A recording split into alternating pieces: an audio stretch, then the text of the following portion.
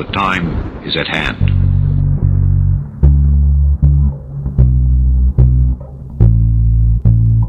From the land of crackheads and honey in Williamson, West Virginia, this is In Dark Places. January 2026, Appalachian UFO reports. As reported to Peter Davenport at the National UFO Reporting Center.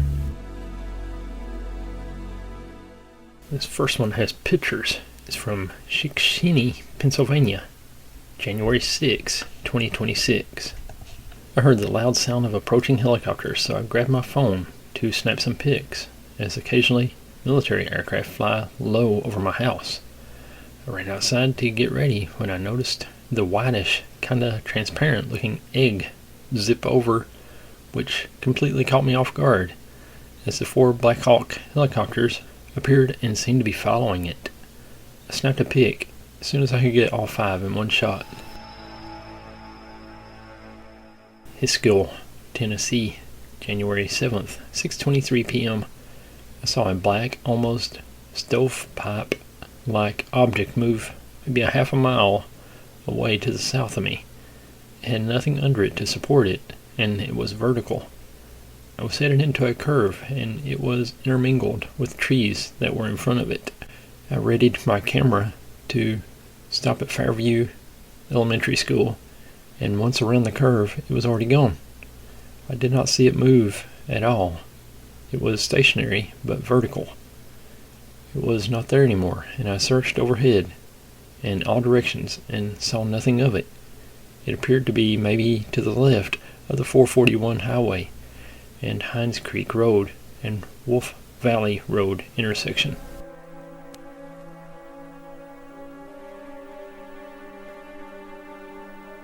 Knoxville, Tennessee, January 8th, 6:22 p.m. Hello. I am a U.S. military combat infantry veteran that is trained as a sniper and intelligence gathering, living currently in Knoxville, Tennessee. As I was taking my dogs out after dinner, I heard an aircraft overhead.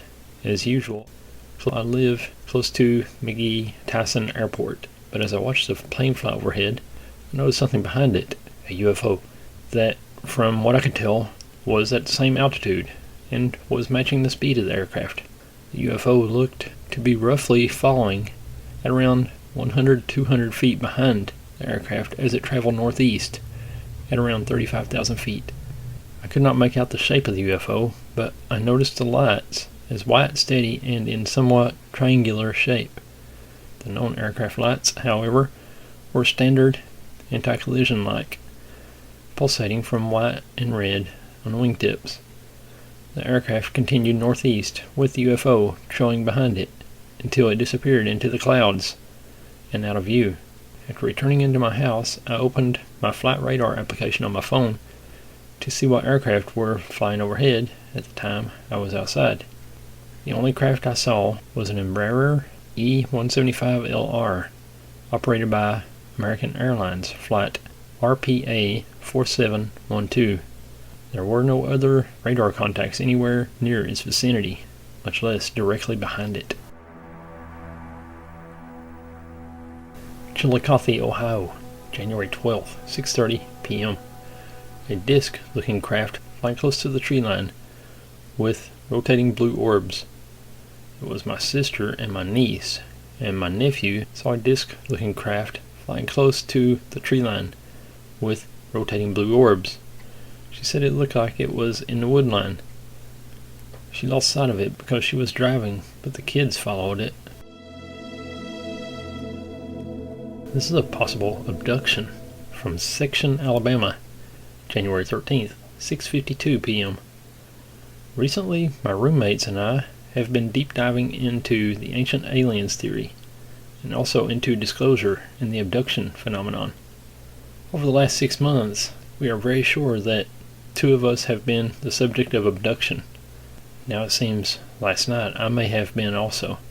When I got home from work today, Tanya, my roommate, noticed an odd marking on my right shoulder.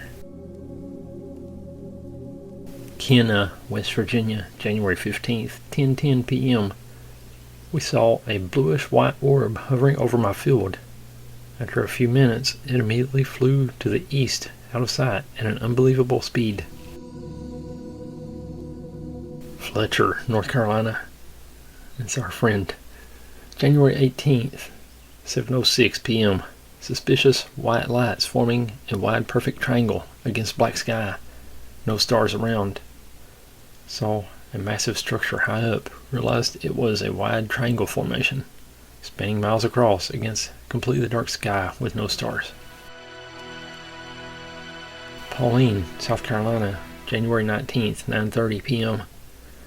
It was green, and I saw a green light come out of the bottom like a beam, and the craft flashed red every 3 seconds.